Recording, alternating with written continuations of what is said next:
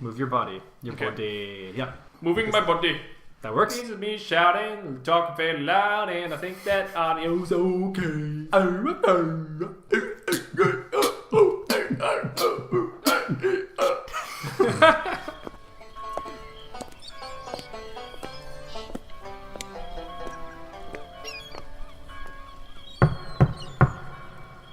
Who goes there? Oh, it's you. Come on in. Welcome to the Scumm Bar.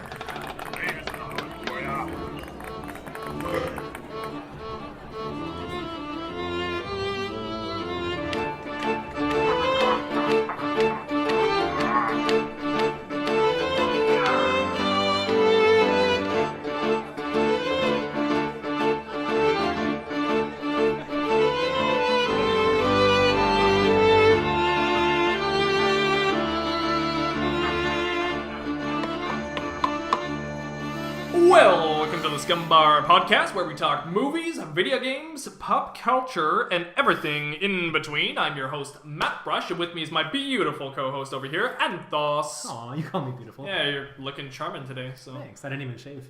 Oh, well, that's probably why. You got this nice little stubbly-wubbly going on there. It's, Stubbly wobbly. I like it. I think it's good. You know what I realized, actually? Your name, not spelt, but the way you say it, Anth0z, it's like an anagram of Thanos. Whoa. Did you think about that? Oh, ever? hey, cool. Yeah. Wait, when you say anagram, isn't that... No, did I say anagram? I think you said anagram. Is it anagram? Isn't anagram the one where it would be the same backwards as it is forward? Or is that something No, else? that's Or that's Illuminati. no. that's oh my gosh, I can't remember What's what that's called right now. Which one's anagram? I think an anagram is where you just change the letters. Oh. Yeah. So like... Change the letters around. So anagram would be like Oh, so you just scramble them. yeah, I see. Okay. scramble the letters, you make a new word out of it. Okay. And then what you're talking about is What's mine? same forwards and backwards. That is starts with the C, I think. A coincidence. Whoa, that's the Definitely one. not. Isn't it like a man, a plan, Panama or whatever? It's like the same. Oh, yeah. And it would be like... race car. Oh, Palindrome. No, yeah. Is it palindrome? It is palindrome, isn't it? Okay, so there's one I learned in music school. It was go hang a Go Power Rangers. go hang a meatball. I'm a salami hog, or is it go hang a salami? I'm a meatball hog, or something like that. Yeah, but see the thing gotta is, write those this ones don't necessarily make sense. They just work together. You can make a bunch of random words go together to make it work. I want to try it now. I need to write it out. Anyways, how you doing, Anth0z? I'm doing well. Good. Yes. You don't look it. You just look handsome. Okay. It's gonna confuse it. You called me beautiful, and then you said I'm not looking well, and then now I'm handsome. Beautiful you. Oh, I was gonna go with boy. Is it boy? I think it is boy. Do you know that movie? From Mr. Holland's Opus. How do you right? know that movie? Right? Oh my god. I love that movie. No one knows that movie. But Anth0z knows I do. that movie. Wow. I've sung that song like around people and no one knows what I'm talking about. People just look at me funny anyways, but And this is the one where I don't remember how you sign for boy, but he did beautiful. Yes. Like that's the one, right? yes, yeah, that's the one. That's Richard Dreyfuss in Mr. Holland's Yeah. Opus. Oh, that was such a good movie. For anybody else out there that's interested, go watch Mr. Holland's Definitely Opus. watch It's that. actually not bad. I always remember the scene where he's got his son in a baby stroller, and then the fire. That's truck when they goes find by. out that no spoilers, but Yeah, in there's case- a very important scene in the movie where a fire truck goes by and he looks at his son. Yeah. That's very interesting. But no, that's whenever I think of the movie, I think of that, and I also think of The ending with the lights. the end. Yeah, the ending. Yeah, it's really well done. It's so emotional too. I remember being in band class thinking about my music teacher and being like, I wish he had the Mr. Holland's Opus treatment. Sure. You know, at the end of this guy's career, he gets this really nice treatment, and I think it's magical. Yeah, it was Magical really Mr. good movie. Mistopheles. Yeah. Okay, so what are you drinking? I be drinking. Oh, I forgot what it's called. Guns and Ins and Guns and Innocent Gun. Yeah, we are drinking Innocent Gun. Innocent Gun. Innocent Gun. The Innocent Gun. It's a beer brewed in Scotch barrels. Innis and Gun. Innis and Gun. Okay. I know it's almost an anagram for Guinness. I actually thought it was. Guinness. Yeah, I was gonna say it's crime. Knowing me, but yes, anagram. yeah, it's a snanagram. Guinness. Cheers, there, friendo. Cheers. Here. Yarr. There's some flavor in that. I can't picture where. What is that? It's more twangy than I I'm gonna drink it remember. again. I can normally taste more Scotch in that. It's probably because we had a little brewski beforehand. Is it Scott? What is that? I don't know what that It's is. almost. It's not honey. something that's almost abrasive to my mouth. Let's bring out the in bottle. in a good way. Let's take a look at that bottle. Bourbon Barrel Scotch Ale. Oh, maybe that is what it is. Barrel aged Innocent Gun, the original from Edinburgh. Where's that? Russia. Scotland forever! Yes, Citizen Gun, the original, is our flagship beer, the one that started it all. Our unique bourbon barrel aging process unlocks flavors like vanilla and toffee. That's what you're tasting there. Oh, wait, I'm trying to get what it is. Yeah, it is the. Yes, wait. I think it is the toffee. It's just some weird flavor that I don't normally taste, but it can't be vanilla. It's not vanilla. It's the toffee. Probably the toffee. Yeah. That's the grog we be drinking. All right. Let's get into the news. Ye old news. Okay. So Wait, you've got the... I want to hear the joke, though. I'm so interested. Oh! I'm really interested. I skipped the joke. You're right. No, I don't want to skip it. I don't want to skip it. Like, we're not already pressed for I'm so time. happy about this. Oh, I forgot about the joke. Here we go. What kind of grades did the pirate get in school? R. High C's. Wow. It's so good. I love it. It's so good. Oh, man. Okay. Ye old news. Let's get into it. Yes, You've got the first docket on the docket. I do. Take it away. Right. So recently, September 25th was Fresh Prince Will Smith. Sorry, when I see him, he's the Fresh Prince. He's not just Will Smith. It's true. So it was Will Smith's birthday, 50th birthday on September 25th, and to commemorate that, Nike. Well, I don't know who collaborated with Nike, but they made a retro version of the Jordan 5s in Fresh Prince color combinations. That's like yellow and purple. And So yeah, you would think so because like during that time he wore all these funky clothes. yeah, and really colorful. really poofed out like shirts and stuff. Yeah, but this is actually really simple. It's mainly white with some, I think they call it grape purple and some other green, and then the Jordan symbols all. Didn't he have a basketball jacket that was like green with the purple or something? I think that sounds familiar. He had everything. Yeah, he He did. honestly had everything. That show rocked. Yeah. That show rocked. That show was so fresh. But anyway, yeah. So I think he probably got a pair for free, and then it went on sale on that day of September 25th as well. Mainly in the States, some places in Canada, but I think it was quite a hefty price shoe. I think it was $190 US, and then for Canadian it was like $255. But it was all sold out like right away.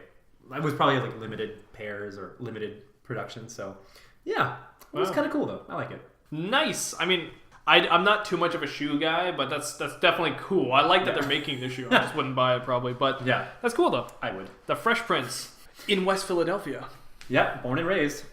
On the playground is where I spent most of my days. You did or he did? I did. You did. Okay. Oh, is that not I it? can't finish it now. I don't know. I don't know the lyrics. I so. think it's. Or I guess I do. But I mean, that was pretty much it. Oh, okay. Yeah. I pulled up. No, okay. Next docket, you got this one. Oh, is it? Okay, cool. Yeah, Dancing with the Stars. So this season they have their first blind contestant. Her name is Danielle. I think Danielle Umstead. So I actually watched this episode. I don't normally watch it, but I was at my parents' and she was. That's what my mom likes to watch. So she is a Paralympic medalist. So 3-time bronze winner. I think. Yeah. So the 2010 Olympics in Vancouver, she won bronze medal for the downhill and also super combined. And then in 2014, she won bronze in the super combined as well. It's amazing enough that she can race down a hill blind. And now she's entering a dance competition. Like, that's just, I don't know. Like, so many props to her. I can't imagine going through that. And she must be like the most strongest willed person. And she seems like a really cool person too. Yeah, I mean, if you can do all the races and stuff and be blind and be an Olympian athlete, you know, that's insane already. Yeah. And then going in and dancing, it kind of just puts to shame other dancers that can see. Sure. I think it's less about the sight and it's more about the will, you know. And I think she's just got the will. She's got the Will Smith. Wow, what a segue there. Okay. In Fresh. What's the transition? In Fresh Philadelphia. Born and raised, she raced for most of her days. She couldn't see. She was blind as a bat, but here she is. How about that? Okay, I was hoping that was your transition into the next news. No, the I next was gonna say what the transition word, you is were gonna use a transitional word somehow. with a conjunction, if you will. I think she's This is a grammar class. She's quite marvelous. How's that? Ooh, speaking about marvelous, how about this one? Captain Marvel trailer. Yeah. Beep, beep, beep, beep, beep, beep, beep. By the way, Breaking can I news. mention when you first wrote the outline, it said Captain Marvel? I did that on purpose, Oh, but then okay. I couldn't. So yeah, for the audience, I wrote Captain Marvel because in my head that was really funny, and then I looked at it again and it had that red squiggly under it. And Yeah. that bothered me so much that I had to. I just finally was like, fine, it's not funny. I'll put Marvel. But when I read it, Marvel. I heard you in my head saying Captain Marvel trailer, and I was Exactly. I was fine with it. That's I liked exactly it. what I was like thinking as I was writing it, but it's not funny written. Story of my life. Okay, so Captain Marvel, the trailer, came out. Yep. So let's talk about it. Sure. I'm trying to remember from our talk on the Captain Marvel screenshots we saw, Professor Umbridge is not in the trailer, so Unfortunately. that kind of sucks. Dumbledore was in the trailer though. Yes. A Yes, little bit. wearing a different outfit. Mm-hmm. Yeah. So I don't know. I think I was more excited about the Captain Marvel movie with the screenshots than I was when I saw the trailer. The trailer, I don't know what it was. It's not bad. Like, let me just say it first. I thought the trailer was interesting. Okay. And I don't think the movie's going to be bad, but I was expecting more. I don't know what more, but it felt lacking in some department. Her jumping on top of a train felt like something you'd see in an earlier Marvel film. Okay. And the Skrulls coming out of the water looked just like the screenshots we had seen, and I was like, Right. I thought that was production stills, but that it didn't actually look that high. And I'm sure there's a lot of post that still has to be done that'll make it look better. It just looked like an origin story that we would have seen around the time of Iron Man 2 or something. It didn't look like something now. Okay. I was impressed by Samuel Jackson. Yeah. I thought he looked nice and young and all that. But overall, I think I'm just... It didn't whet my appetite. You know, I was just kind of like... it was like having a little appetizer. And I was like, I still need the meal.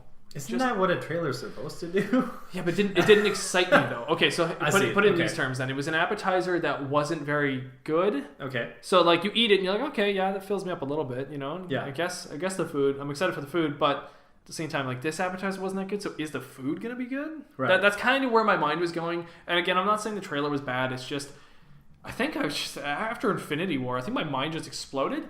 I think I'm just expecting Yeah. like mind-blowing quality overall. And when you see things that could have cracks in it, Yeah. like her hitting that woman seemed really weird, the old woman part. Oh, I know it was right. probably supposed to be humorous, or maybe it was supposed to like throw you off a little bit. Yeah. It was also kind of cut, so we're not sure if she did actually punch the old woman. Oh, that's a good point. Yeah, Right. it might have been a fight because there's probably a fight scene on that train. Yeah. And I assumed she was a Skrull that was transformed. Yes, that would be the assumption. Or maybe it's like a funny joke where she hits an old woman thinking it's a Skrull and it turns out it was an old woman or something. Oh, That would be a horrible joke. But it would probably be really funny. well, Marvel. Marvel. Somebody mentioned on Reddit that it looked like her.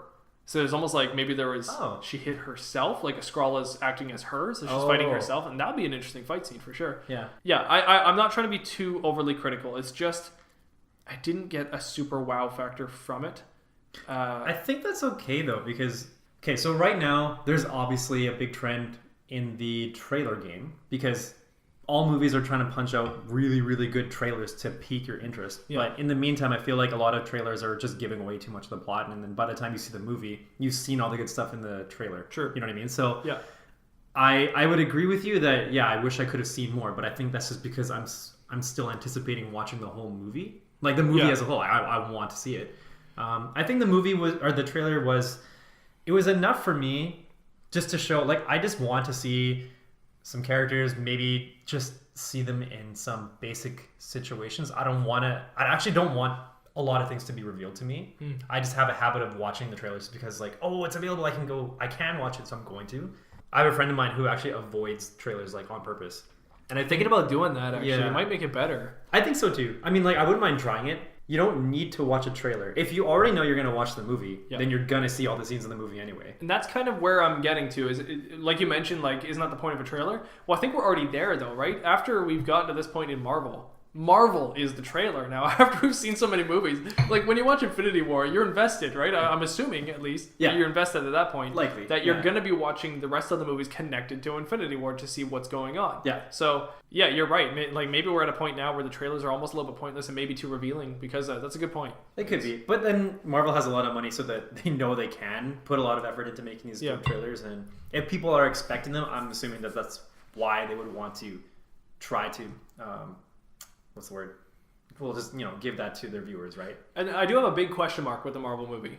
Captain Marvel movie. It's just that I need to be interested in like if you're gonna single out this movie is about a single character, and I think I talked about this before, but I like Marvel movies now that have multiple characters because I'm maybe we just gotten to a point now where Marvel needs to always be the next step up. Oh, and yeah. Even the Spider-Man Homecoming film had Iron Man in it, right? Yeah. So even though you had just the one villain, one hero, it still had the Iron Man thrown into it to kind of like tease you a little bit. Yeah. And I think with Marvel, Captain Marvel, that trailer was maybe supposed to convince me that, hey, don't worry, it's still got a bunch of other people in it. There's a lot of an ensemble, and the still photos were doing that. Yeah. When I saw the trailer, though, I was like, oh no, it's definitely mainly about her. She's the big question mark, right? It's why am I interested in just her? Okay. But when watching the trailer, I just saw this woman who had one emotion the whole time. There was no joke moment, right? There was maybe a moment where she had like aviators on and looked a little different, but her face was the same expression the whole trailer. Okay. And like, how many lines of dialogue did she have in that trailer? I felt like very few. Few from what I remember too. Yeah. And I know they don't want to reveal anything, right? So it is a game. It's a bit of a game, right? You have to sell me on the person, but you also don't want to reveal too much. Yeah. And I understand. And you're right. At the end of the day, I'm going to watch it. So. Yeah. And at the same time, a lot of movies nowadays seem to do more than one trailer, right? By the time you see the second one, there's like extra footage, and there's like the third one, and then there's the fan-made one. Yeah. The fan-made. Fan-mades are the best. Yeah. Well, they're okay. That's Sometimes they're really good. I put this last one in here because this actually I just found out recently. So, Call of Duty. Are you up on the Call of Duty games at all? I was, and then I guess it was hard for me to keep up with console FPS games, just because I'm just so used to mouse and keyboard and putting first-person shooter. Oh, sorry. First-person shooter. Not frames per second. First-person shooter. So when I play first-person shooter games, I'm used to playing PC, mouse, keyboard. Back in the Counter-Strike 1.3 days. 1.3 was for me anyway. I play Go. Counter-Strike Go. Ooh. With my phone out in the street. Like Pokemon Go, but it's Counter-Strike Go. Speaking of that, it's a really small tangent here, but just walking over to record this here, yeah, there was quite a few people playing Pokemon Go, and it just kind of hit me for like a second. I was like, how amazing is that? Like this app comes out, and it really changes people's lives. Yeah. Like there's a whole culture of people out there still playing Pokemon Go, and I was a huge player of that, and I know you were as well, and I'm sure this could be or still are, and I'm sure this could be a topic for another time. Yeah, we can definitely get and dive into it, but I just found that very interesting that like there's still a huge fan base for that Pokemon Go. Yeah, it's really big. It's been, I think, what, a 2-year anniversary recently happened. Wow, maybe? That went by fast. Yeah, so they've developed a lot, especially in this past year. Yeah. So I think that's why a lot of people are still playing and good on them. Is that Niantic? Niantic, yeah. Good on them. Yeah, Niantic Labs, I think. And for that matter, I also play PC games, mouse and keyboard, first-person shooters, mostly. But if you're talking about community or friend environment, I have more friends on console. So I do still play the console first-person shooters quite a bit. Yeah. But I just want to bring up Call of Duty Black Ops 4 is the new one. Yeah. That's the one coming out, or is it really? No, it's coming out soon. October, I believe. Sure. But the thing is, so they have, this is a trend in games right now, is the Battle Royale modes. Oh. You know about this, right? Yep. This is like Player Unknowns or Fortnite. Yep. Player Unknown, Battleground, or Fortnite. It all kind of stems back to like DayZ almost a little bit. Or Minecraft had like a Hunger Games mod. Cool. So it's very like, yeah, exactly. And I used to play that in like 2011 or 2012. Yeah. So it's like really funny how like this is like the new thing, but it's like it's not really that new. Yeah. But anyway, so I just noticed that. So Black Ops 4 has this Blackout mode, which is a Battle Royale in Black Ops. Okay. So I was like, oh my god, like Battle Royale is everywhere. Is it Blackout mode? So like it's just all dark and you're just shooting. Just like randomly. Blackout. You won't see a thing. Blackout. Or Black Ops. Just black. Just black. I see a black door and I want to paint it black. My gun is black. My ammo is black. My soul is black. No, so the black. Sorry. That's okay. So Blackout mode, I just saw the trailer for it, and I encourage anybody to look up the trailer if you're interested at all in Battle Royale games, because I am personally one of those people a little bit negative on Battle Royale games, because I think it's a very oversaturated market, but This trailer was fantastic because this is an example of a AAA studio working hard on a trend. Okay. And I've been asking for that for the Minecraft gameplay for a long time now. Yeah. It's just really side tangent here, but really quick. So the Minecraft gameplay is just one certain way. It's very unique. It's just survival genre that's mixed with creative aspects. Okay. And we don't see many AAA studios dip their toes in that kind of water because it requires a lot of development time and updating. Like you pretty much make one game and keep up with it for a long time. Right. There's been a few. There's been Ark Survival Evolved, Rust. There's lots. I can't think of them right now, but there's a whole bunch of them that you can search up on Steam. But there's still not like an EA Games making one. There's still not a Bethesda. There's still not a Activision, right, making Call of Duty, right? Yeah. Or DICE, Battlefield. This is really interesting because they're falling into the trend, but we're seeing a AAA studio, Activision, making this game. Well, it's not actually Activision. I don't remember the developers, but Activision is the publisher. Okay. So the actual developers. There's Sledgehammer. I can't remember all the Call of Duty developers right now. Okay. Anyways. So they're actually developing this, and it's just good quality. As far as Battle Royale games go, in my opinion, this makes Fortnite look really, really kiddie. And this looks very unique and intense. It's got very good graphics, first-person shooter. Yeah. And the quality is just there.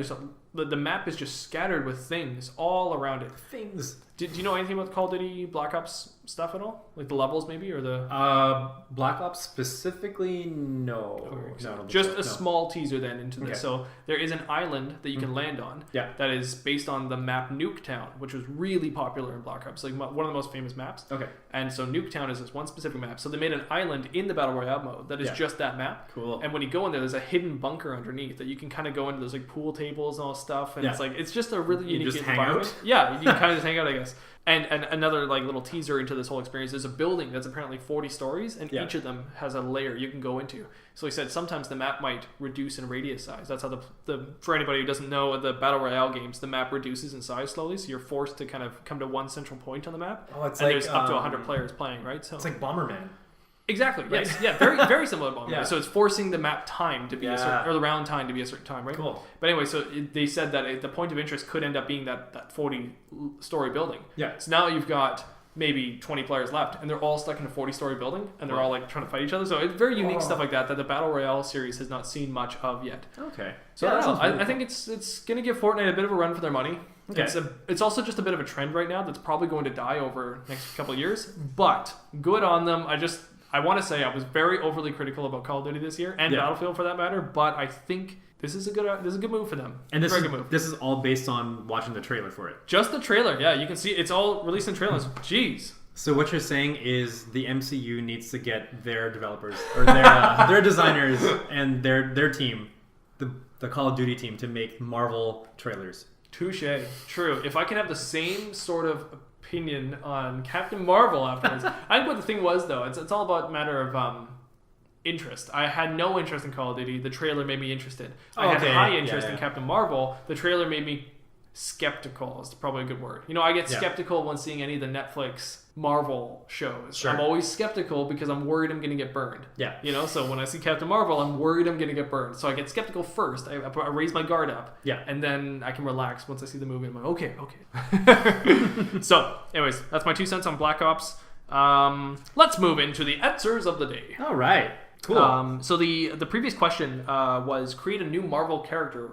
And apparently, I think it was a mixture of like create a new fictitious character in the already established MCU universe or MCU, and how did they get there? What are their powers? What is their purpose and things like that. Right. Yeah. I'm going to let you take this one away because I believe these are all submissions that you know of and I do not know of. So I think I must not have asked the question properly the first time. So which is why the first answer I have is Gohan from Dragon Ball Z.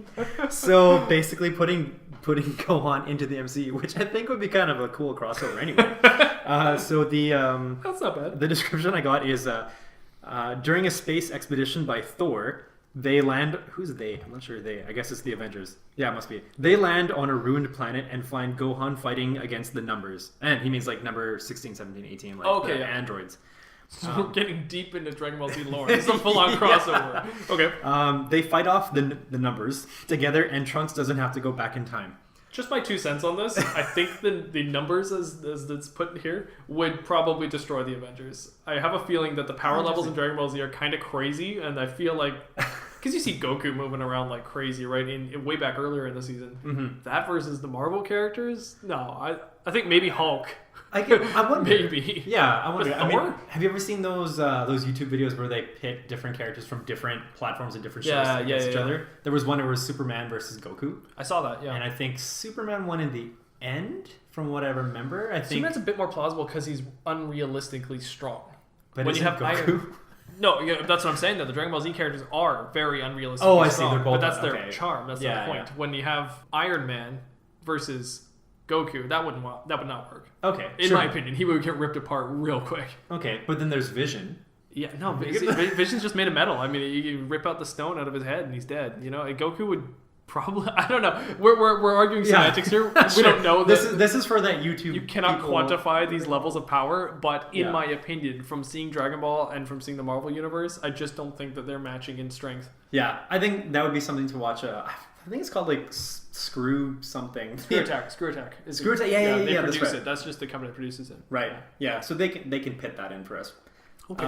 Next one is Orgasmo. Orgasmo! So I actually never watched this movie. As a kid, when I saw it, I was thinking, oh, it's about stuff that I'm not supposed to watch, so I better not. And I didn't look into it, and I forgot about it. I don't know about it. Oh, did you not? You never watched it? Nope. Okay, so I looked into it a bit recently, not when I was a kid. And apparently, it's about this Mormon who is he's doing mission work. So he stumbles upon, knocks on a door, and it happens to be some pornography director or something who sends his bad guys against him. And so he beats him up. Joel, I think is his name. He beats up those guys, and then the director goes, oh, hey, that's really cool. I'm going to use you as my new star. And so Joe thinks, okay, this could be a way, like it's God's telling him not to do it, but he's really leaning towards it because the money's good, and then this way he can get married in this, I think, cathedral or church that his fiance really wants to get married in. So he becomes Orgasmo. That's the character of the pornography movie, and he's got this sidekick from MIT, and together they find out that the director is actually evil, and they team up together. The MIT intern or whatever and Orgasmo team up to fight the director. And I don't know anything more about the movie, but that's what this is. So I don't know how he is introduced into the MCU. I think it would work in the Punisher universe. Because the only universe you can make that work in. Okay. Yeah. It's dark enough that you can throw it into any of the Marvel Netflix series. Yeah. But looking at the Marvel Netflix series, maybe Jessica Jones or something where she's like investigating into something that's a little bit dark like that. I can see that, yeah. I feel like Punisher is the character that you normally throw with the quirky characters, like his Gizmo, you know? Okay. He's always got the quirky, ridiculous characters that almost make him roll his eyes. Because he's just so intense and buff and manly that you have to throw a weird character with him to kind of throw it out. It's like Batman and Joker, you know? You got to throw a weird character. So even though he's a good guy, I just feel like that's the pairing you would probably make. Okay. I think that's the only way I think you could do that, because that's not going to fly in the MCU. Maybe they can rename him to something else. Thorgasmo. Anyway. Okay, so next one. I'm just going to read this straight as I was given. Okay, the bad guy's name is Prehisto. He found dinosaur cells and infused it into himself so he can whip out his inner dinosaur powers, and he can summon meteors which can destroy the world, like in the prehistoric days. Prehistoric. So I think he's a Science rules. Bill. So I think he's a good guy. Prehisto, maybe. Oh, sorry, no, the bad guy's name is Prehisto. Clearly, I can read. That sounds like a Spider-Man villain. Prehisto, it does. Prehisto. Like he would be a history teacher. Like Mysterio. Oh, yeah. Right? Yeah. So I was just thinking like it would fit in the Spider-Man universe. He'd be like a history teacher or something. And then like suddenly, I'm evil now. And Spider-Man's like, oh, that's Mr. Prehisto. I have to find him. I hate that guy. He happens to be my history teacher. Of course he's the evil villain. I gotta find my teacher. Oh well. I'll do it. Science rules. Stay in school. Okay, the next one, VR Boy. He can program VR worlds that can turn into real life. Virtual boyality. I like it. He has to get a person's cell or hair or whatever to get the enemies in his VR world where he can manipulate them. I think that sounds really cool. That's so unique that I actually think that could work, weirdly enough. It actually reminds me of Superhuman Samurai Cyber Squad. Did you ever watch that show? No. I think we had a conversation about this. No. So, okay. You didn't. So Superhuman Samurai Cyber Squad. It is Some teens that go into the computer. Basically, I think they go into the internet and they fight this other teenager that is a virus or something like that. I can't remember the whole premise, but I watched it religiously as a kid. Do you remember Boy Meets World? No. I'm bad. Can't get anywhere with you. I'm bad with some old TV shows. I have to admit, I didn't Okay. watch many kids shows. Okay, well, in Boy Meets World, one of the kids' brothers, so he's the one that is the main superhuman samurai cyber squad person. Okay. Anyway, that's it for that. I can't give you much more than that. I'm sorry, I don't know it. Okay, so the next one, I think this is the last one I got. This is how I feel sometimes. So, OCD man. Mm-hmm. Yeah. His OCD during childhood was severe. Everything needed to be a certain way, and it was a constant need to always have things exactly how they should appear to be, in his perspective. His OCD powers developed from material things into OCD for situations. He couldn't have crime in a city, so it was his OC duty. That's such an awesome term. Oh, I love it. His OC duty to make things right and keep things as normal as they should be. He has mediocre strength. I like that as a tidbit. He has mediocre strength. He has mediocre people skills and smarts, but combined with his OCD, he turns into a crime-fighting, sorting machine. Senses are heightened. He can see something wrong right away anytime he enters a room. Oh, this is kind of Sherlock Holmes-y, hey? Yeah, he's deductive. Yeah. Right? How he decided to use his powers for crime fighting. One day he was arranging his books and pens at school. He was then bullied into submission and teased for always being so neat and arranging things a certain way. He was shunned and considered a weirdo. With his isolation, he then vowed never again to let anyone disorganize him and vowed to use his OCD powers for good. How he enters MCU. He's always been there. That's the best answer already. How do you add new character? Well, he's already there. He already exists. You just gotta find him. Cleaning things up and making sure every panel for the comic is neat and clean before being published. He's the guy who does the final edits before they go to the store. He is the MCU. Oh my god. But he's also part of the universe, kind of like an alpha omega god level mutant, an all-seeing and all-encompassing OCD god. Wow, this character went from such a normal person who did not seem to have many powers, but except for just having OCD, to a cosmic level godlike being that all the other characters would probably shudder to meet. I think this would make such a great comic. I don't know why. I can see this really working. I think it's a good pairing comic. Although I think I've done that well with the other ones, but I think he would pair well with someone like a Deadpool or something in the Marvel universe. I think because in Deadpool there's a lot of fourth wall breaking. Right. I feel like you could pair someone with OCD to someone like Deadpool who'd want to get a rise out of him sometimes. Oh, that's such a good idea. And I feel, well, I don't know, would Deadpool be the exact opposite of OCD? I don't know, he kind of like sings his way. I feel like he's the one who would be like, you know, Iron Man and Thor, Hulk, Scarlet Witch, Hulk. Vision. What's Hulk's alter ego name? Bruce Banner. You know, Iron Man and Bruce Banner. Iron Man's poking him, prodding him all the time. Like, you know, he's constantly doing that because he's trying to get a rise out of him. Yeah. You know, that's the level of relationship I think we would see between Deadpool and OCD, OCD man. Does OCD man have a real name? Ben. Okay. Or Neb. Ben or Neb. Or Neb. Or Ben Neb. That's called palindrome. Yeah. Maybe his name is Palindrome. Actually, not a palindrome. If it was Beneb, then it would be a palindrome. Beneb. The sequel to Venom. It's Venom when he's sick. I'm Beneb. Sorry. Oh, I like that. That's better than my pirate joke. Oh, okay.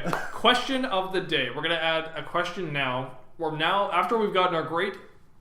These were awesome answers. These were really good answers. So good. This is probably the best answers we've had for our question of the day. Yeah. We're going to move on and now pose a new question to you all. Mm-hmm. Our question is going to be, what book would you like to have adapted into a movie? So a book that's written, published, not your own works, and have that adapted to a full-fledged theatrical release. Yeah. With Maybe major actors in it. Sure. Maybe we can expand that a bit, so it doesn't have to be necessarily a book, but I guess anything that's like a written work, so like a play, Screenplay. for example. Yeah. Yeah, okay. Right. Yeah, It's yeah. not. Well, a screenplay is already. Isn't a screenplay a movie? Screenplay is anything you want it to be. So a screenplay is a rock. A rock. Lobster! Did you? Sorry, another tangent. But did you ever watch Big Bang Theory? I've seen, I think, the first 6 seasons. Okay, so you probably would have encountered this one. There's one episode where I forgot his name, but he's the one who owns the comic book store. Yeah. Yeah. What's his name? I don't remember. Okay, anyway, so This that was guy. a while back when the first 6 seasons were airing. I'm sorry I forgot his name, but he's such a good character. But He's funny. He has a conversation with Sheldon. I think he says to Sheldon, "Oh, you could not be more wrong." I think they were talking about something comic related. Sheldon's response was, "What do you mean more wrong? Like wrong is not subject to gradation. You know, like more or less kind of thing. It's you're just either like correct or you're incorrect. Exactly." Yeah. And then his response, I will never forget it, and I hope I say it right, but sure, you could be, or it's a little wrong to say a tomato is a vegetable, but it's more wrong to say a tomato is a suspension bridge. And that's just never left me.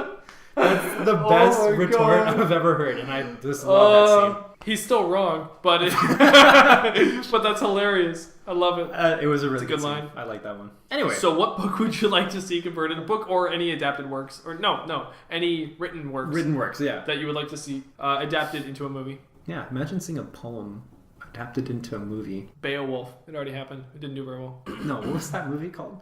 Beowulf? No, sorry, there's another one. Oh, was it Beowulf. No. Wasn't what's her name? Not Scarlett Johansson. Oh, Jennifer Lawrence. Didn't she play? In Mother? Is it called Mother? Yes. Yeah, I didn't With, see it, but it's, Javier Bardem? yeah, I didn't see it, but it sounds poetic. So. No, I think Mother's based on the Bible. No, yes, Oh. yeah, Mother's based on the Bible, I believe. Oh, did not know that. I believe she's the mother of us all. Like- Mother Nature. Oh, And okay. I believe Javier Bardem is God. God. God. And I believe G-W-O-W-D. it's all about the Bible. Okay. I think. Moving on. Topic 1. All right. Topic 1. What? I couldn't keep that going. I'm sorry. Is League of Legends dying? No. So, okay. Ooh, wow. Next See, topic. that's why I wanted to ask you, because as an outsider, Yeah. as an outsider with Ponyboy, Whoa. yeah, Sorry, I forgot and that. Soda Pop. Yeah. This came up the other day. Okay. I read an article. Where did I read it? I'm not even going to say their name because I don't like them very much. Google. But I did see it on here, so I shouldn't have used that as a source. But I believe it's in the footnotes. Why were you Anyways, reading in the first place? But okay. I read it and I was like, well, that's interesting. So then I went to the Reddit of League of Legends, which Yeah. I don't really do very often. Okay. And I saw there was actually a topic on this, so I typed in like Google, like League of Legends dying kind of thing. I found it was actually very recent. It was a month ago, 2 months ago. Okay. People were talking about this. So I got the impressions from actual League players, and then I thought I'd talk to you because you have very strong opinions on League anyways. So, Do I? Okay. well, Maybe. you have personal, maybe not very strong. I have a connection. Personal connection to League of Legends that I do not have. We have a thing. So I thought it'd be fun for me to pose it to you. So anyways, is Okay. League of Legends dying is the main thesis. Okay. Here's the reason why, I guess, is because we live in a world now where the trend is changing. We already talked about this, where the trend is moving over to Battle Royale. So Yeah. a League game, how would you describe League then as a genre? I believe it's MOBA.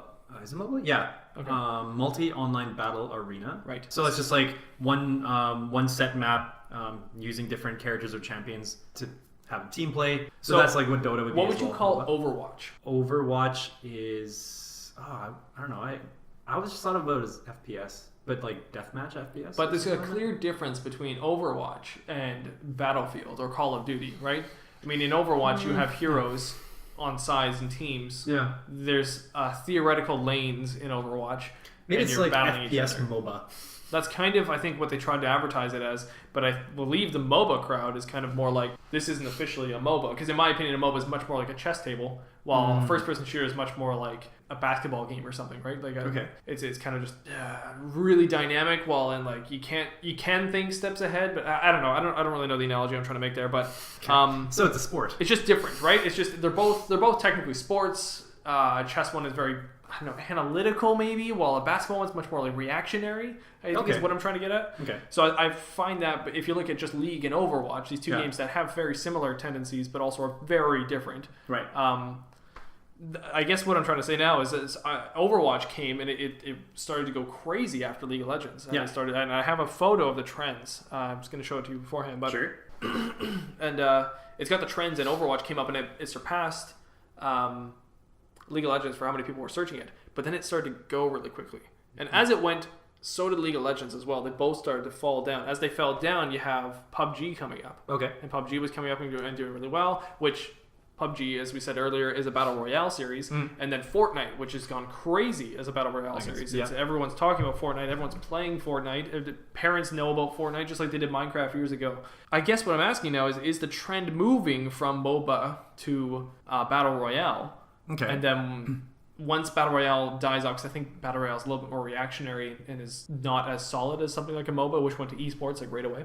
Will League of Legends stay after that, swell, or will League of Legends die off to something else? Interesting. So I'm going to read off. So here's 2 responses. I have their names here from Reddit. Okay. So here's one person. They said, what bothers me is Riot's design of champions and items. The only champion I really enjoy anymore is, I'm going to butcher these names, Kai'Sa. Nice, because you got it. if I'm facing something obvious, I can just go full AP and pretend I'm old school Nidalee. Wow, good job. You got it.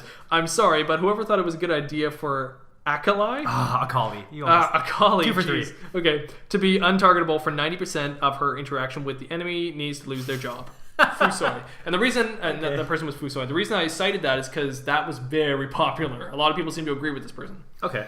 Another person here said, take the goals that the balance team has been working towards for the past 2 to 3 years of making the game more team-oriented and throw it all out.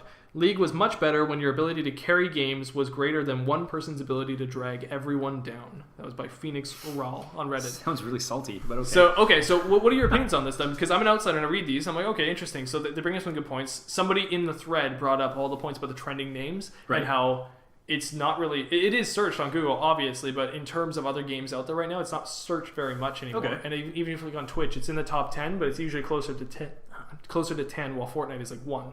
Okay. Right? So... let's see. This game's been around for... I think it's in its 8th or 9th season right now. I can't remember now. But it just sounds like the natural course of a game to have its peak and then a decline, right? I mean, if it's been around for so long... Well, actually, you know what? I remember reading recently that so World Championships is coming up. It's usually the end of the season towards October, November. I think that's when Worlds happens. So that includes competitors from North America, from Korea, China. I don't know. Like there's a whole bunch. Like tons of countries within Europe as well. So there are a lot of teams that are still competing.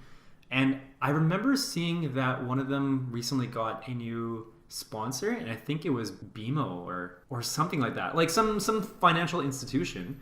And I thought, hey, that's interesting, because that, to me, that sounded like a big step up. If they're getting like some sort of like national financial institution to sponsor them, to back them, then that sounds like a lot of exposure, a lot more funding for just progressing. I don't really know what the logistics of that means, but to me, having the name attached to it just meant like, okay, that sounds like a good step up, or like a good step forward anyway. Right.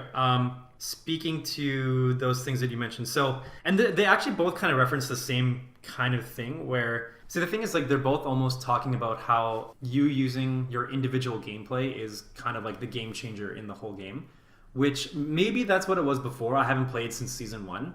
But I have noticed the general trend towards better, like more team play, and I can only see that as that's really justifying what the game is, because if you're always playing 5-on-5, you're playing as a team no matter what. If you can climb up the ladder, like the ranked ladder, so that's like separate from just playing recreationally. Like you have like your stats, and then you get rewards based on like how far you go up, and then a lot of the pro players are like, you know, really, really high up on the ladder.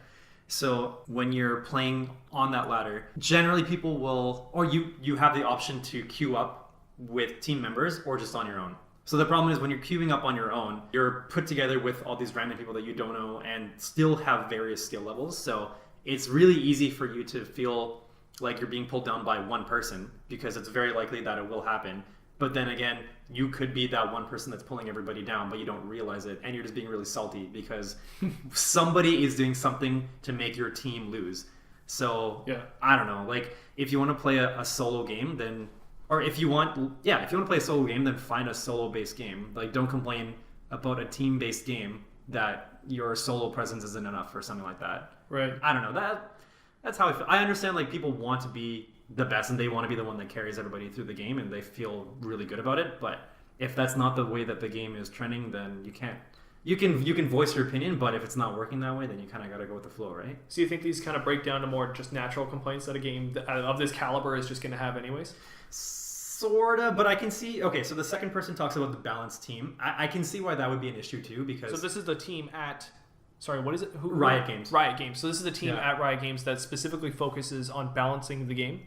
I believe so, because every once in a while they'll either introduce a new champion or they will rework previously made champions to make it better for the current meta, or like the current environment of like the games and like things that, or the items and other things that you can interact with aside from the other players that you play against. And I can't imagine that would be very easy for them to pinpoint right off the bat. If they were to rework one character out of like the 100 that they have and test that amongst whoever is just like within Riot Games, say that's like hundreds or like 1,000, that's so minuscule compared to the thousands, the millions of people, the thousands upon thousands of other people that are playing it around the world, and they're the ones that feel different based on like they will have different opinions based on that small sample of people that work for Riot Games. So you're likely going to find people that don't agree with the way that it produced something, but it's these kind of complaints that end up furthering like better balancing, right? Because they're not going to know what people want or don't want unless they get that feedback. I assume there's a small test group that they use. There is. Yeah. There's like a beta platform. Okay. So you can choose, I assume, to go into the platform maybe, and I've never done it myself. I don't know if you have private. Maybe you have to get. I really don't know. Okay. I'm not sure.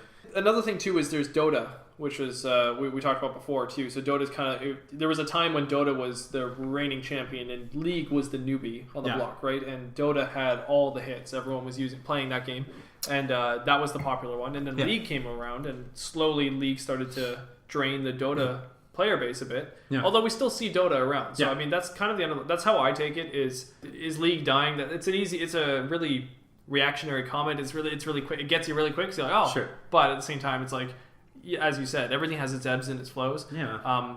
It's what can stay alive. I talk about Minecraft all the time. I'm sure every podcast I'm going to talk about Minecraft, but Minecraft has had its ebbs and its flows, and I'm sure there's articles today saying, is Minecraft dying?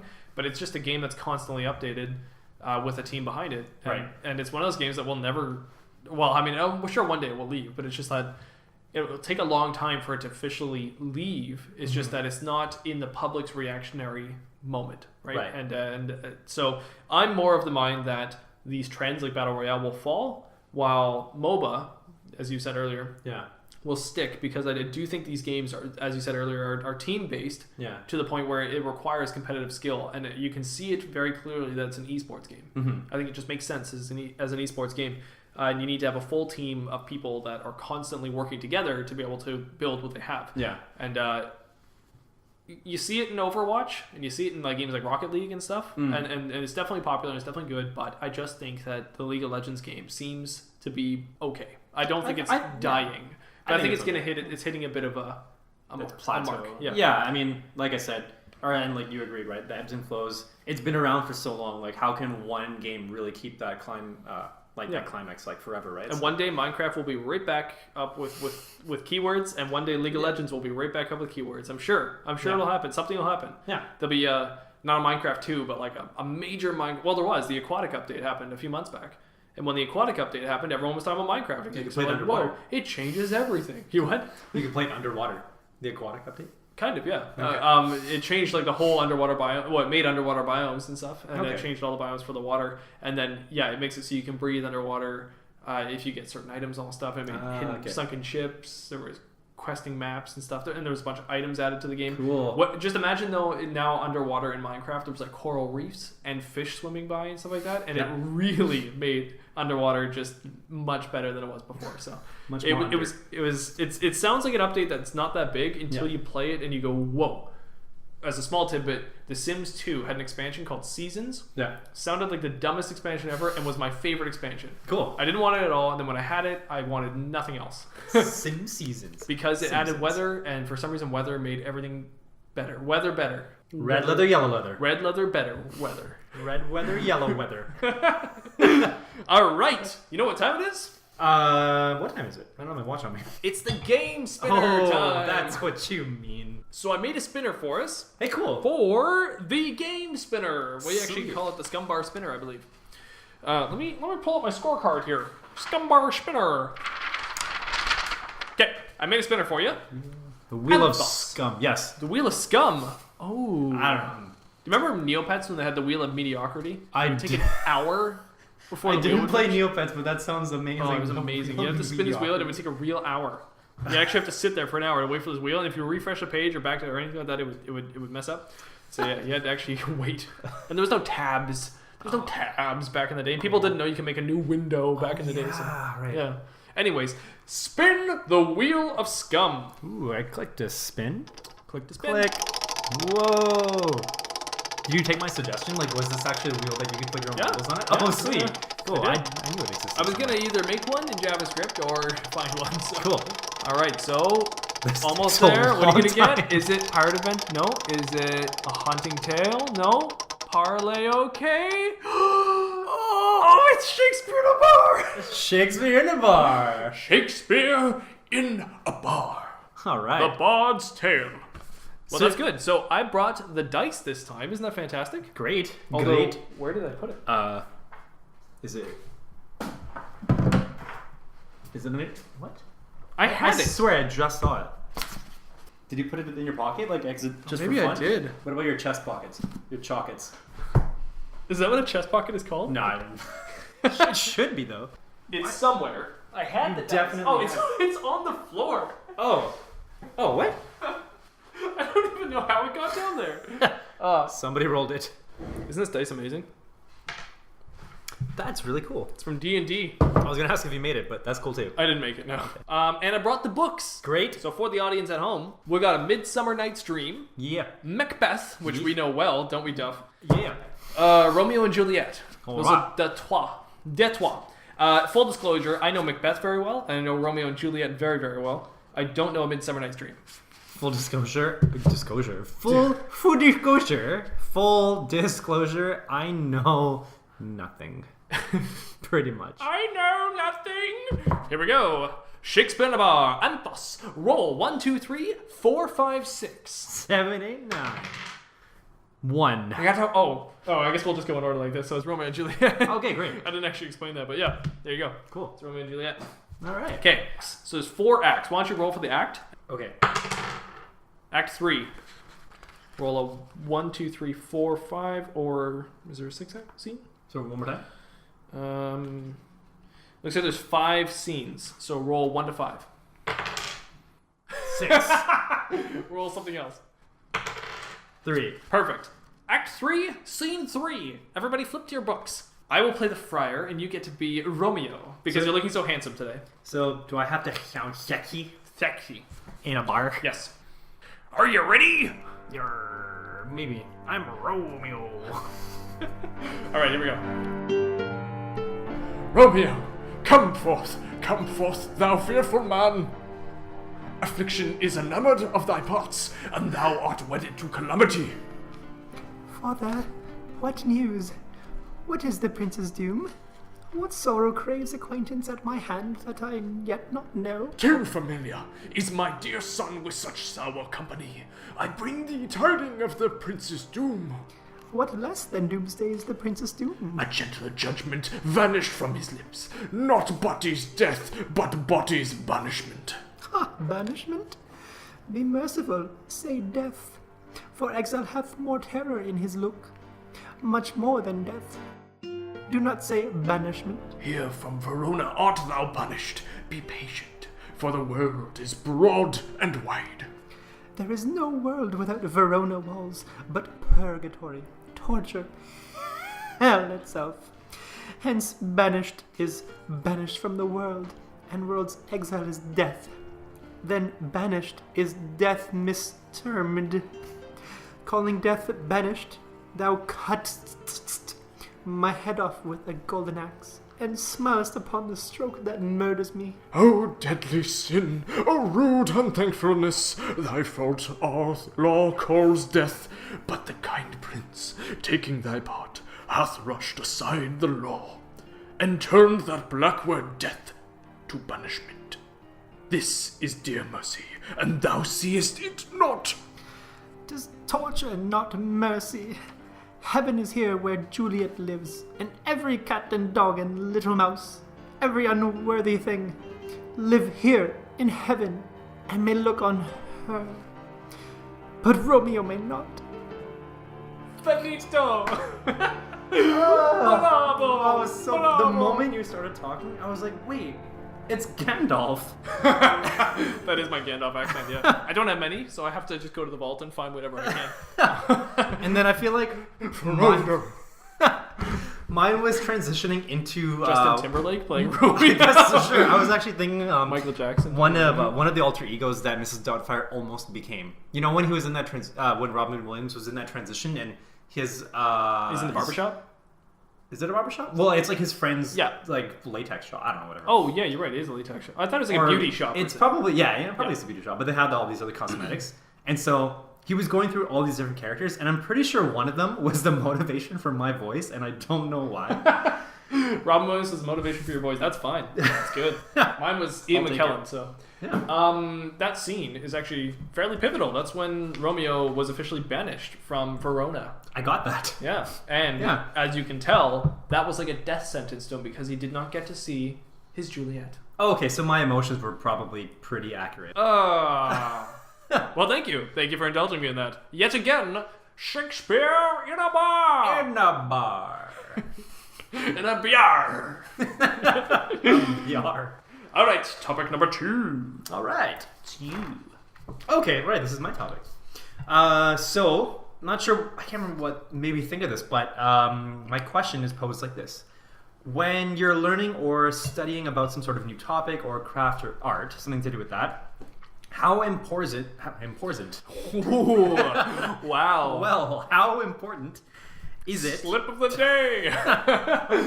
How important is it to learn about the history and utilize the knowledge of it? So, for example, I've seen some videos where today's rappers are saying, what they make, they say is hip hop. But then some of the old school rappers will come out and reply and say, well, like, no, like that's not hip hop. This is just like your, I don't know, like this is just like your thing, but you're not using any of the elements of hip hop. So, yeah, that's my topic. Interesting. So my mind instantly goes to same things. I feel like I'm a broken record sometimes, but I feel like context matters a lot. Okay. So using your example there, Yeah. I think that's a situation where the term has stayed, but what the action is different. Okay. Hip hop was one thing one time, and now hip hop has become some new thing. Sure. And you've got some people that disagree with that, and other people that think that that's the way that it should be going to Right. that phase. This is where we get all these different terms in the music world where we don't know what's what. Yeah. And it's the same with any kind of art form. We get lots of different terms. I mean, we just went over MOBA and then Overwatch, right? We're Yeah. like FPS MOBA, right? We're still I not mean, even sure if that's right. what is the difference between role-playing and then RPG? Oh, Right? I mean, the role-playing is any game, right? Role-playing game, RPG, role-playing, I don't know. It's very interesting. So when you Yeah. start I know what you to, mean. when you start to argue semantics on verbiage, yeah. it gets a little messy, especially in the artistic facets. But Yeah. in your example, I think that's all you got there. You got the older generation who says this word meant this, Yeah. and that's what we stood for, Yeah. and that guy definitely doesn't stand for what I stand for. And then you got the new generation saying, well, that's old news, man. Yeah. You know, this word now means this. And that's how I see that argument. I don't know. You can take either side on that. Yeah. Context really matters to this whole thing. Do you need to know the history behind something? Maybe, when you're getting into it. I mean, for podcasting, for example, this is something that's fairly new to us. Yeah. I didn't do much history into podcasts, but for that, that being said, I listen to a lot of podcasts. I'm kind of addicted to podcasts, so I listen to a lot of them. Yeah. So I love them. And so, I mean, in a sense, I guess I've done my history there, but I haven't done my history necessarily on how to make a podcast, right? So, I mean, I'm a strong believer in, do something that scares you, or like jumping into the deep end, and making mistakes. And Sure. that's another thing we're going to say every single podcast. Yeah. Don't be afraid to make mistakes. So I think this is very subjective to how you feel, but in my opinion, when it comes to any kind of, let's just say art, let's just narrow it down to art. Sure. Yeah.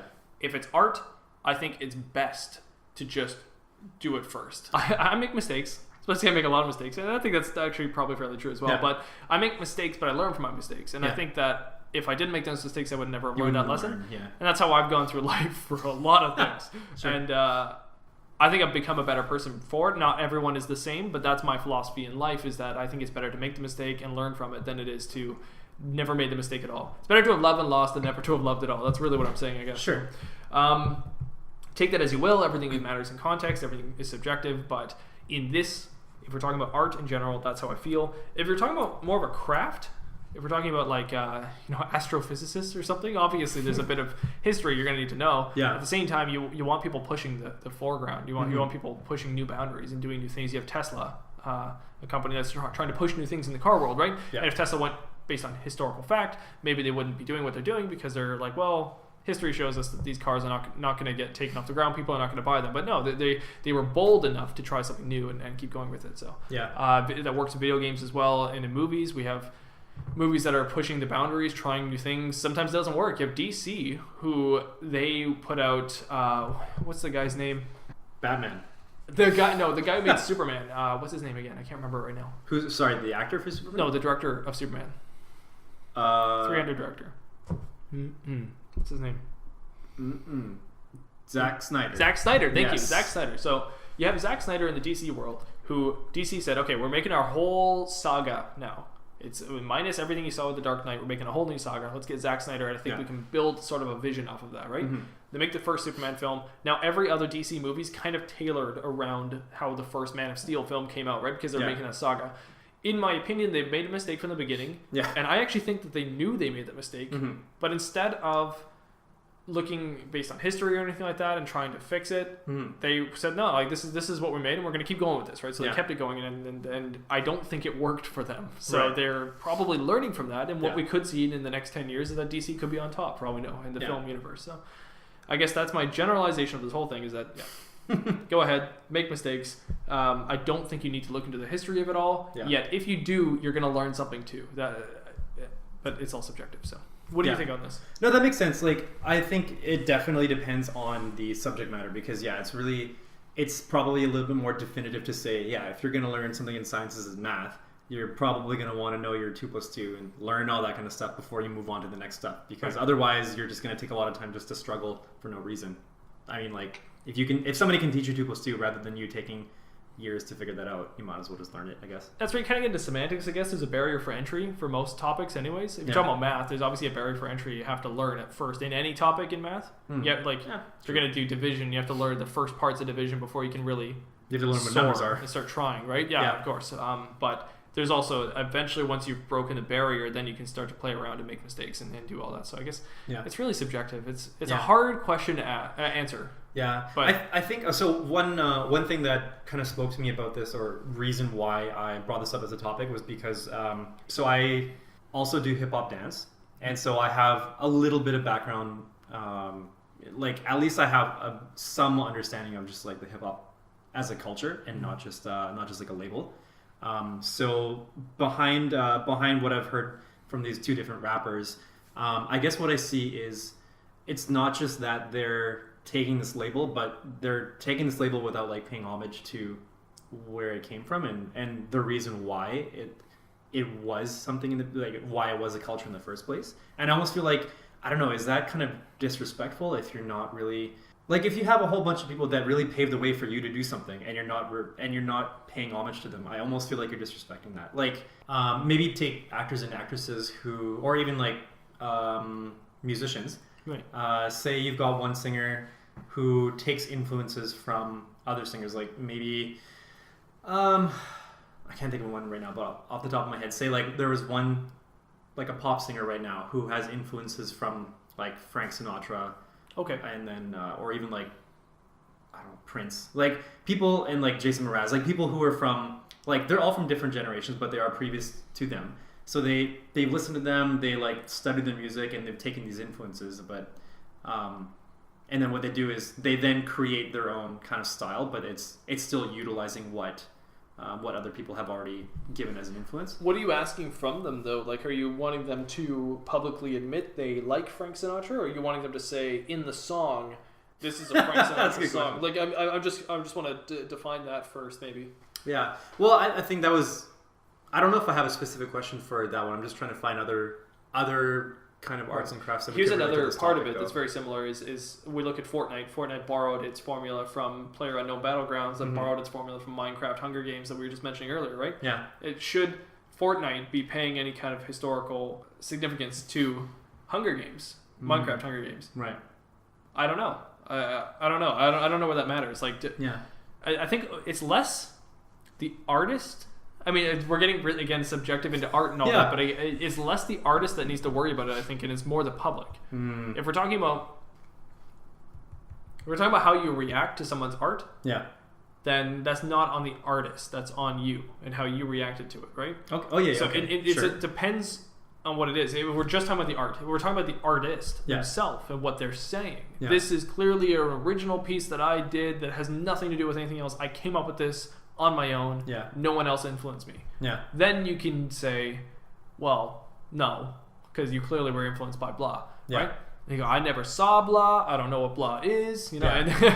you can get into all that, but it really depends. So if Fortnite comes out and says, Yeah. we created this game, Yeah. we created Fortnite, we created the Battle Royale mode in Fortnite and had no idea of PlayerUnknown Battlegrounds, then I would call, Right. right? I would just say, you're clearly lying Yeah. because it's an exact copy. It's an exact replica. Yeah. But they've never said it, so why would I judge them for it? And why would I want them to say, we got this from PlayerUnknown, but they don't need to say that. That's obvious. But if we get mad about it, that's on us, not them. I'm not saying we can't get mad about it. You can. Everybody can get emotional about whatever they want. But it's a matter of like, what needs to change? Probably nothing. Yeah, no, that's true. I think I just realized that this also kind of stems to, it's probably just my own opinions too, but when I listen to some current pop songs and they've sampled something from a previous song, or they pretty much just like redid the whole thing, like I think Weezer recently did Africa, and I know I've talked to people just in the past, and it's broad for me to say that, but where people have said, oh, you know, this song by this person, and like in my head I'm thinking like, well, it's not by this person, it's originally performed by somebody else and written by somebody, blah blah blah, and it's just, I don't know, for me I just feel like credit should still be due to where the origin, the origin, like who originally created this idea or created this work. So my girlfriend says my girlfriend says this song from Shrek.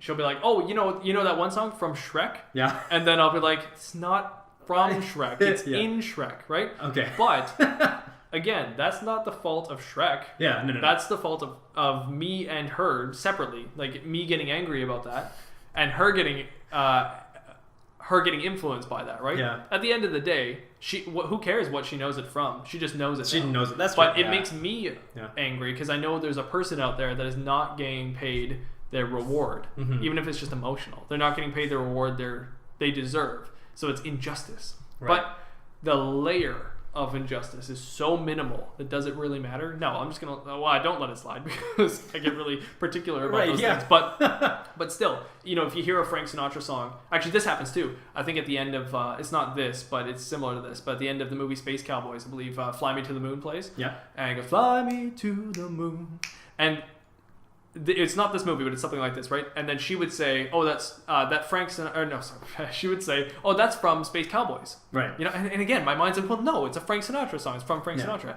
But then, I don't know if this song in particular. There's a lot of songs that Frank didn't make or anything like that, and he was just popular for singing. Yeah. So then, am I wrong now for saying no? That's Frank Sinatra's song? Because then there's even further than that. Look further into the history, and wait, he didn't invent that song. This guy invented this song. He just sang it better. Yeah, that's why I try to separate like performed by, but written by, and all that. Of course. So again, and I don't know. I don't really know what my overall point is, but I guess I now I'm getting to the point of it's all semantics, it's all subjective, but a lot of it is also reactionary that doesn't need to be. Yeah. And the blame is pointed too much at the artist sometimes, depending on it, unless the artist is boasting on things that they don't necessarily, they don't have the credence to boast for. Right. And that's purely in the artist form. If you're talking about just skill, usually you can't get away with that kind of stuff in skill because you kind of need to know your history sometimes when it comes to art is skill, obviously. I'm just talking about, like, let's say a blacksmith or something. Yeah. You probably need to know a little bit of the history behind how things are done. Yeah. To help you then go further in it.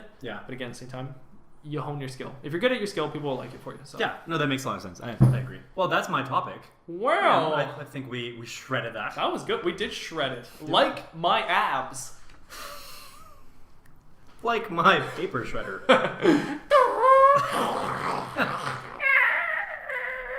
It's stuck. Oh. My shredder doesn't make that noise. You know what segment it is now? Message in a bottle. I love that part. Okay. I watched that video the other day too, just because I had to get it out of my system, so I had to watch it to get it out of my system. Good. Yeah. Good. And I can't believe how blonde they were in that video. Well, they didn't invent blondness. Are you sure? Yeah, if they're looking at history of blondness, it doesn't start with Sting. You sure blonde wasn't originally by Sting and Police? Blonde by Sting.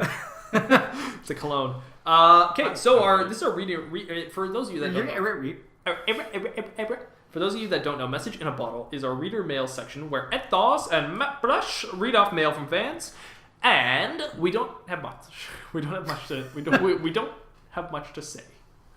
We have a few things, but they're meaningful. They are impactful. Full. So this is kind of a test of we're putting our money where our mouth is here. Okay. And we've asked for constructive criticism, and we've got it. Yeah. And I think it's obvious that we are learning as we do this. Yeah. But we always want to be progressing forward and getting better. So For sure. why don't you know the comments better than I do, but we none of this is negative in our eyes. This is all just us being able to take this comment and move forward with it. So we want to improve. So sure. This is the comments we got. Yeah. So generally we know that we like to banter a lot and we like to go on tangents, and I think it's because we both just have so many things that we want to talk about. And, Yeah. The reason why we are here is definitely because we just enjoy talking to each other and we love hearing what each other can bring to the conversation. But yeah, because we are aware of that and we know we want our listeners to also enjoy what we were talking about, right? Mm-hmm. We're coming together to talk not just for ourselves, but for other people to enjoy what we're talking about. And so, so we're glad that we have had a couple people point out like, hey, it's difficult to chime in when you talk about one thing, but then you go way off track and then find your way back in.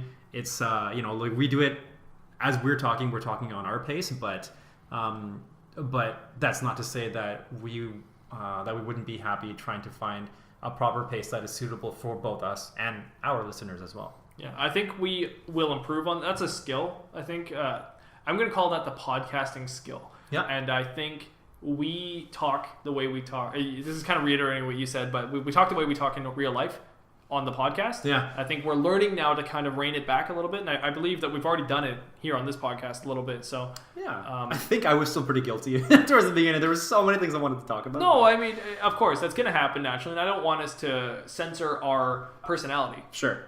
But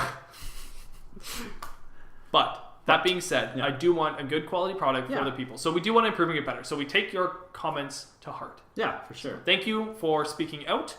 And we're going to get you executed. So, walk the plank. So far, not many comments. I just want to say real quick, please do leave us a message, though. If you have anything you want to say, we really do like to get feedback. I'm starting to post our podcast weekly now on podcast Reddit because there's a lot of people on there that are newer to this, and they can help us with lots of tips and tricks as well. Yeah. So we're all learning in this together. So please bear with us while we do slowly get better. But while we do slowly get better. While we do slowly get better. Yeah. Please bear with us while we do bring a bear, hug a bear, build a bear. Okay. Where can the audience find you, Anth0z? You can find me at Anth0z1. That's ANTH0Z1. But said like Anth0z, which is like Thanos. Yeah, that's right. Yeah, pretty much. Anth0z. You can also find myself at Mattbrush Gaming. That's my Twitter handle. And Mattbrush Gaming, that's my YouTube handle. You can find our podcast, you can send us a message on our podcast at the Scumm Bar Podcast at gmail.com. That is, again, the Scumm Bar Podcast at gmail.com. And our podcast can be found on pretty much any podcast platform. Yeah, we're on some new platforms now. This is incredible, but we got accepted on everything. I think everything. I'm pretty sure the email so said just Google everything and you will find us. But no, there's a few. I personally use Podbean for all my podcasting habits, and we actually aren't accepted on them yet. So I can say we're still not on Podbean, but we're on everything else. Yeah. iTunes, Spotify, Google Podcasts, Google Play Music, something like that. Stitcher, Overcast, Watchcast, Overwatchcast. Overcooked, Overwatch, all we're those. on them all. Yeah. Fatcast, Skinnycast, League of Podcasts, Netcast, Dotacast. We're on everything, so look us up. We're bigly. We're big pirates. I don't know. So please, yes, leave us a comment or review. It really helps. It really helps. It really helps. It really helps. 5 stars reviews really helps us a lot. Really's 5 stars. 5 stars. Thank you guys so much for listening. Thank you. Hope you have a quality day. Koala Day. Guinness and gun. Guinness and gun. Good for the guns. Great for the buns. Romeo and Juliet. Has there ever been a duet? I can bet we'll not get wet. Will Arnett. David Arquette. Cody Cox. Goodbye!